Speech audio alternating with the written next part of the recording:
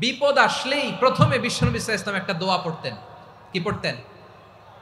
তিনি পড়তেন ইন্না লিল্লাহি ওয়া ইন্না ইলাইহি রাজিউন। নিশ্চয় আমরা আল্লাহর জন্য, নিশ্চয় আমরা কার দিকে ফিরবো ভাই? আবার কার দিকে ফিরবো?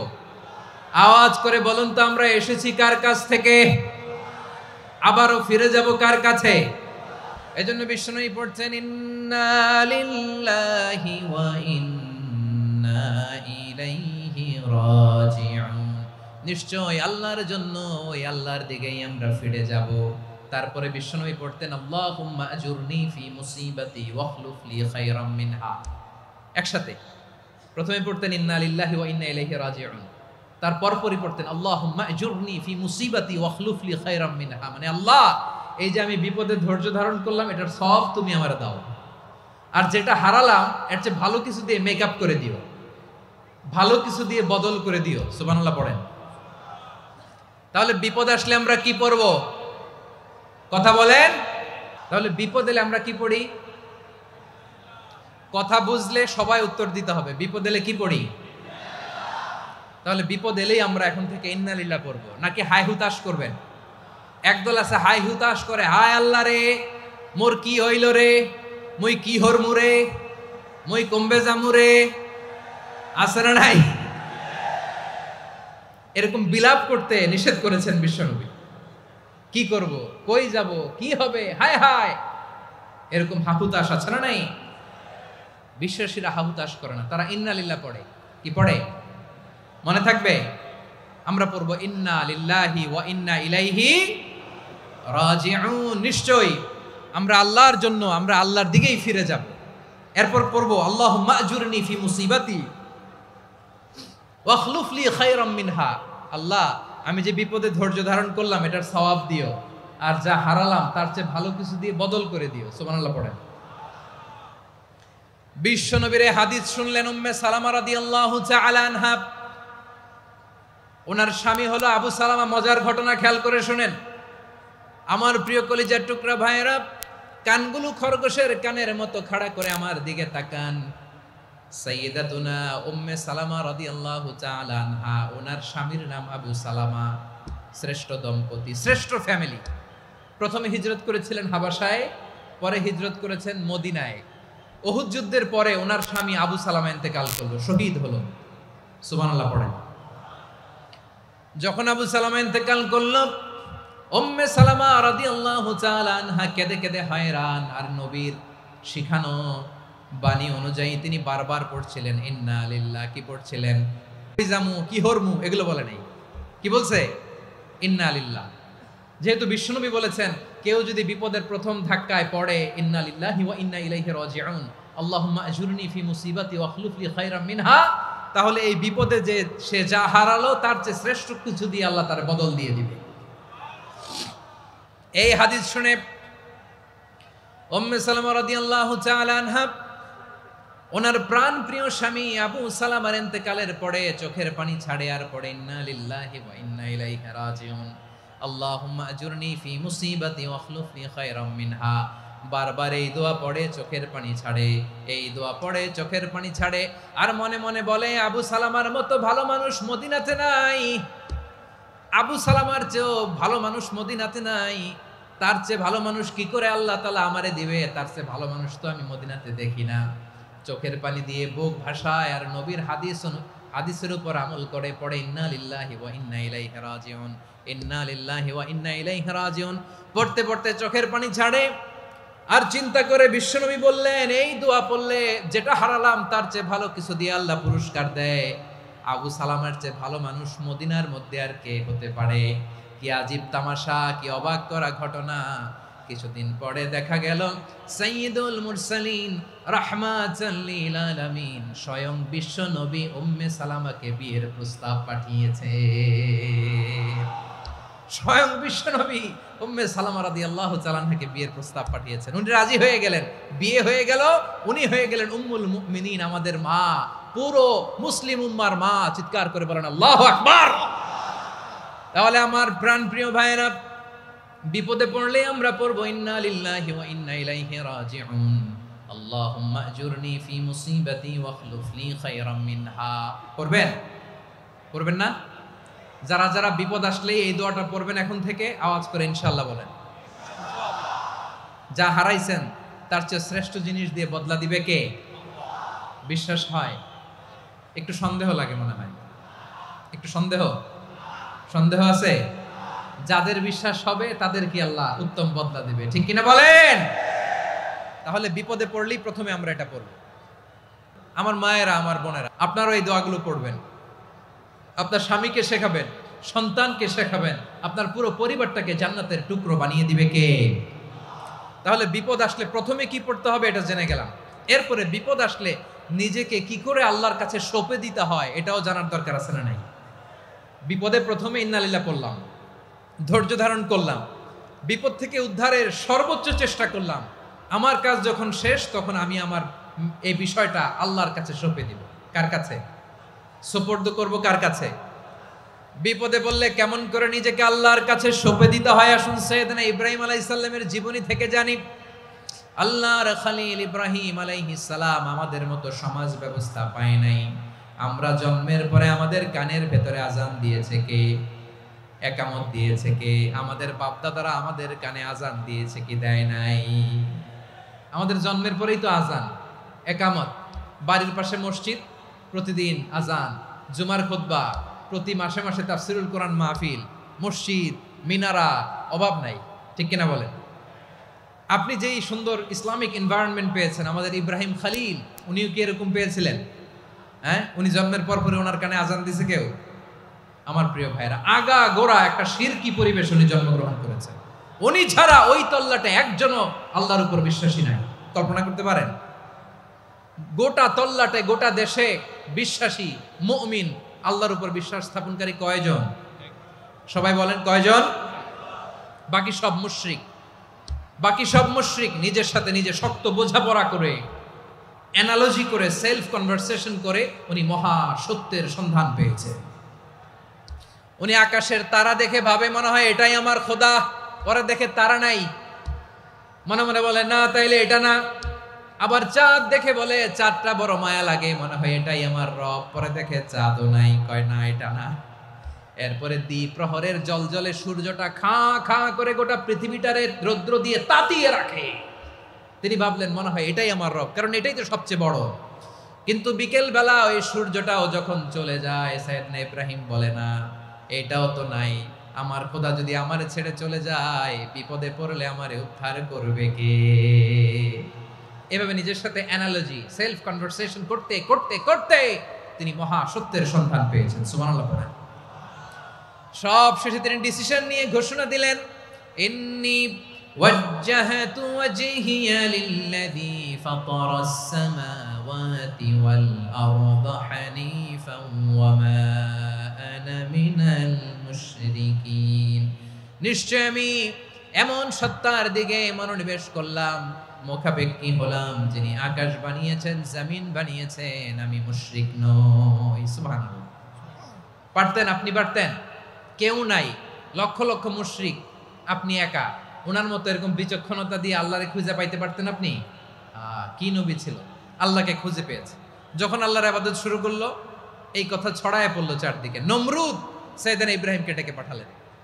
নমরুদ বলে, ইব্রাহিম তুমি নাকি মূর্তির পূজা না করে কোন নতুন রবের ইবাদত করো, কে তোমার রব? সাইয়েদনা ইব্রাহিম বললেন, রব্বি আল্লাযী ইউহয়ী ওয়া ইউমীত। আমি এমন রবের ইবাদত করি যিনি জীবন দেন, যিনি মৃত্যু দেন। নমরুদ বলে, তাই নাকি? তোমার রব জীবন দেয়, মৃত্যু দেয়? আর এটা তো আমি দেই, আমিও তো জীবন দেই, আমিও তো মৃত্যু দেই। সাইয়েদনা ইব্রাহিম বললেন, কেমন করে তুমি জীবন দাও, মৃত্যু দাও, একটু দেখাও তো। নমরুদ জেলখানা থেকে দুজন কয়েদিকে ডেকে আনলো। কয়েদি এনে অর্ডার করলো, একটাকে এখনই শিরোচ্ছেদ, হেড অফ, ডেথ পেনাল্টি, মৃত্যুদণ্ড দেয়া হলো। ফিনকি দিয়ে রক্ত বেরোলো। নমরুদ বলে, দেখো দুজনকে ধরে আনলাম, একজন কয়েদিকে দিলাম ডেথ পেনাল্টি, মৃত্যুদণ্ড, ওরে মৃত্যু দিলাম। আরেকজন যে দাঁড়িয়ে আছে, চাইলে ওরেও আমি মৃত্যুদণ্ড দিতে পারি, কিন্তু না, ওরে আমি দিব না, ওরে আমি বাঁচাইয়া দিলাম, ছেড়ে দিলাম, মানে জীবন দিলাম। দেখো ইব্রাহিম, তোমার চোখের সামনে একজনরে মৃত্যু দিলাম আর একজনরে জীবন দিলাম। আপাত দৃষ্টিতে তাই তো, একজনরে তো জীবন দিল, আরেকজনরে মৃত্যু দিল। সাইয়েদনা ইব্রাহিম এবার বিপাকে পড়ে গেলেন।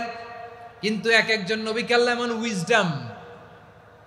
এমন উইজডম বিচক্ষণতা দিয়ে এই জমিনে পাঠিয়েছেন, মুহূর্তের মধ্যে আল্লাহর খলিল ইব্রাহিম বললেন, فإن الله يأتي بالشمس من المشرق فأت بها من المغرب فبهت الذي كفر।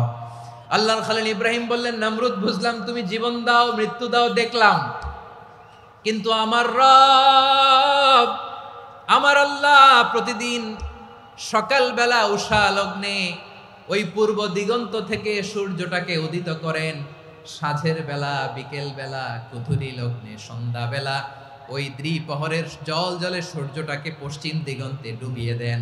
মানে সকালবেলা পূর্ব দিক থেকে উদিত করা সূর্যটাকে পশ্চিম দিকে বিকেলে তিনি ডুবিয়ে দেন। তুমি যদি পারো ওই সূর্যটাকে পশ্চিম দিক থেকে উদিত করে পূর্ব দিকে ডুবিয়ে দাও। সুবহানাল্লাহ পড়বেন না? দেখেন, ইনস্ট্যান্ট ইন্টেলেক্ট, মুহূর্তে বিচক্ষণতা, উইজডম কাকে বলে? নমরুদ পারবে? নমরুদের বাপ পারবে? ওর দাদা, ওর 14 গোষ্ঠী, গোটা বিশ্বের সব ক্ষমতাধর রাষ্ট্রনায়করা একসাথে হলে পারবে? ফাবুহিতাল্লাযী কাফার পারে নাই, ব্যর্থ হয়েছে। এবার তেলে বেগুনে জ্বলে উঠেছে, রেগে মেগে আগুন বলে ফালকুহু ফিল জাহিম। ওর সাথে তর্ক নাই, না পেরে এবার এটারে আগুনে ফেলা। বিশাল বিশাল গাছ কেটে লাকড়ি এনে আগুনের কুণ্ডলি বানানো হলো, দাও দাও দাও দাও করে আগুন জ্বলে। আল্লাহর খলিল ইব্রাহিমকে আগুনে নিক্ষেপ করা হবে। আল্লাহর খলিল সাইয়েদনা ইব্রাহিমের হাতের মধ্যে রশি দিয়ে টাইট করে বাঁধা হলো, পায়ের মধ্যেও টাইট করে রশি দিয়ে বাঁধা হলো। আল্লাহর খলিল ইব্রাহিমকে আগুনের কুণ্ডলির মধ্যে ফেলা হবে। ওমিয়া, আপনি যে বিপদের কারণে ভয় পান, হতাশ হন, এটা কোনো বিপদ ওনার বিপদের সামনে? পটুয়াখালী আওয়াজ করে বলুন, সাইয়েদনা খলিল ইব্রাহিমের বিপদের সামনে আমাদের বিপদগুলো কোনো বিপদ? এটা কোনো বিপদই না, এটা কোনো বিপদই না। হাত পা বেঁধে টাইট করে নিক্ষেপ করা হবে, সিম্পলি ফেলা যাবে না, কারণ দাও দাও করে দ্য ব্লেজিং ফায়ার, এমন আগুনের কুণ্ডলি কাছে যাওয়া যায় না, আগুনের উত্তাপে নিক্ষেপ করা হবে। হাতে রশি বেঁধে পায়ে রশি বেঁধে আল্লাহর খলিল ইব্রাহিম আলাইহিস সালামকে আগুনের মধ্যে নিক্ষেপ করা হবে। আহা, এটার বলে অগ্নি পরীক্ষা। উনি অগ্নি পরীক্ষার সম্মুখীন হয়েছিলেন, এজন্য কঠিন পরীক্ষাকে আমরা অগ্নি পরীক্ষার সাথে তুলনা করি, ঠিক কিনা? সাইয়েদনা জিবরাইল এসে বললেন, ও আল্লাহর খলিল, ওরা তো আপনার হাতও বেঁধে ফেললো, পাও বেঁধে ফেললো, নড়াচড়ার সুযোগ নাই, বলেন আমি জিবরিল ফেরেশতা আপনার জন্য কি করতে পারি? আল্লাহর খলিল ইব্রাহিম বলেন, ও জিবরাইল, তোমার কাছে আমার কোনো চাওয়া পাওয়া নাই। সুবহানাল্লাহ বলেন। তোমার কাছে বলার কিছু নাই, তোমার সাহায্যের আমার দরকার নাই। সাইয়েদনা ইব্রাহিম আলাইহিস সালামকে হাতে পায়ে রশি বেঁধে হাত পা বাঁধা অবস্থায় জ্বলন্ত অগ্নিকুণ্ডে যখন নমরুদের দলবল নিক্ষেপ করবে, আল্লাহর খলিল কিভাবে নিজেকে আল্লাহর কাছে সঁপে দিয়েছেন, পটুয়াখালীর ভাইরা খেয়াল করে শুনুন। হাত পা বেঁধে আল্লাহর খলিলকে যখন নিক্ষেপ করা হবে, তিনি মুখ ফুটে বলে ফেললেন, হাসবুনাল্লাহু ওয়া নি'মাল ওয়াকিল। হাসবুনাল্লাহু ওয়া নি'মাল ওয়াকিল, আমার জন্য আল্লাহই যথেষ্ট, আমার জন্য আল্লাহই যথেষ্ট। তিনি আমার সবচেয়ে বড় গার্ডিয়ান, তিনি আমার সবচেয়ে বড় অভিভাবক। জিব্রাইলের সাহায্যে অফারকে ফিরিয়ে দিলেন, দুনিয়ার বুকে কারো কাছে কিছু বলেন নাই, মুখ ফুটে বলেছেন হাসবুনাল্লাহ। ও আমার পটুয়াখালীর প্রাণের ভাইয়েরা, খেয়াল রাখবেন, কোন বান্দা তার হাতে থাকা সব চেষ্টাটুকুন করার পরে মুখ ফসকে মুখ দিয়ে যখন বলে ফেলে হাসবুনাল্লাহ, বান্দা যখন হাসবুনাল্লাহ বলে ফেলে, ওই ব্যাপারটা ডিল করার দায়িত্ব স্বয়ং আল্লাহ আরশের উপর থেকে নিয়ে নেয়।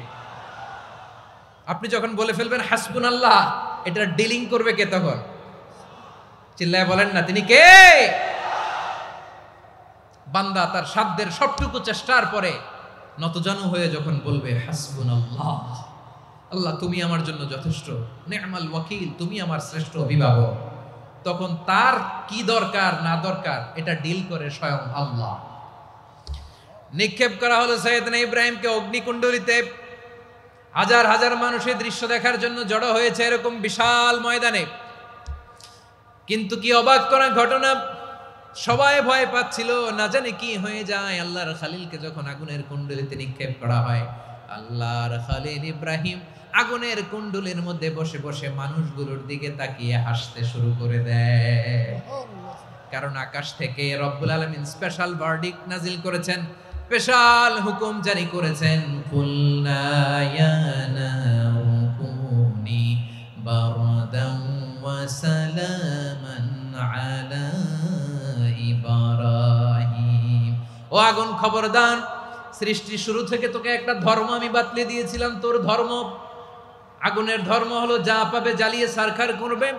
আল্লাহ বলল, ও আগুন, তোর ধর্ম দিয়েছিলাম, তুই সব জ্বালিয়ে পুড়িয়ে সারখার করে দিবি, কিন্তু ক্ষণিকের জন্য আমি তোর জ্বালিয়ে দেওয়ার ক্ষমতাটাকে কেড়ে নিলাম, জ্বালিয়ে ভস্ম করে দেওয়ার ক্ষমতা আমি কেড়ে নিলাম। কুনি বারদান, ঠান্ডা হয়ে যা, কিন্তু এত বেশি ঠান্ডা হবি না আবার আমার ইব্রাহিমের জন্য সর্দি লেগে না যায়। সুবহানাল্লাহ, এত আসতে বললে হবে? কুনি বারদান, বারদ মানে বরফ, ঠান্ডা, ঠান্ডা হ, কিন্তু এত ঠান্ডা হবি না যাতে আমার ইব্রাহিমের কষ্ট হয়। আগুন বলে, আল্লাহ একবার বললাম ঠান্ডা হ, আবার বলো এত ঠান্ডা হবি না যাতে খালিলের সর্দি না লাগে। কেমন ঠান্ডা হব, কেমন এনভায়রনমেন্ট তৈরি করে দেব বলো। আল্লাহ বললেন, সালামান আলা ইব্রাহিম, আমার খালিল, আমার কলিজা, আমার ইব্রাহিমের জন্য তুই জান্নাতের গুল বাগিচা হয়ে যা। ও ভাই, নবী মুসার মতো ঈমান হলে রাস্তা হবে সাগর জলে, নবী ইউসুফের মতো ঈমান হলে একে একে দরজা খোলে। নবী ইব্রাহিমের মতো ঈমান যদি আজও থাকে বিদ্যমান, অগ্নিকুণ্ডে দেখতে পাবে খুবসুরত এক ফুল বাগান। কুলনা ইয়া নারু কুনি বারদান ওয়া সালামান আলা ইব্রাহিম। বান্দা যখন মুখ দিয়ে বলে হাসবুনাল্লাহ, আমার আল্লাহ আমার জন্য যথেষ্ট, এই বলে যখন নিজেকে সঁপে দেয়, তার কি লাগবে ওই দায়িত্ব স্বয়ং নিয়ে নেয় কে? সবাই বলেন, স্বয়ং নিয়ে নেয় কে? তাহলে আমার প্রিয় ভাইরা, বিপদের শুরুতেই আমরা বলবো ইন্না লিল্লাহ। শুরুতে কি বলবো? এরপরে যেই বাক্যটা পড়ে নিজের পরিস্থিতিকে আল্লাহর দরবারে সঁপে দিব, সেটা হচ্ছে হাসবুনাল্লাহ। সেটা কি? বিষ্ণু বলেন, লা ইয়াজালু লিসানুকা রাতাবান মিন যিকরিল্লাহ। সব সময় আল্লাহর স্মরণ দিয়ে, জিকির দিয়ে জিহ্বাটারে সিক্ত রাখো। আর শয়তানু জাসিমুন আলা কলবি ইবনে আদম, শয়তান বনি আদমের কলবে খামচি মেরে বসে থাকে। ফাইদা যাকারাল্লাহ খানাসা, মানুষ যখন আল্লাহ স্মরণ করে জিকির করে, শয়তান দৌড়ে পালায়। ওয়া ইদা গাফালা ওয়াসওয়াসা, যখনই বনি আদম গাফেল হয় তখনই শয়তান তার হৃদয়ে ওয়াসওয়াসা দেয়। এজন্য বিপদে পড়লে ইন্না লিল্লাহ, নিজের সব টুকুন করার পরে, নিজের রোল প্লে করার পরে নিজেকে আমরা কি বলে সঁপে দিব? সবাই বলেন, সবাই বলতে হবে, আরো জোরে বলে, মনে থাকবে? বিপদে পড়লে প্রথমে ইন্না লিল্লাহ, এরপরে নিজেকে যখন সঁপে দিব তখন হাসবুনাল্লাহ।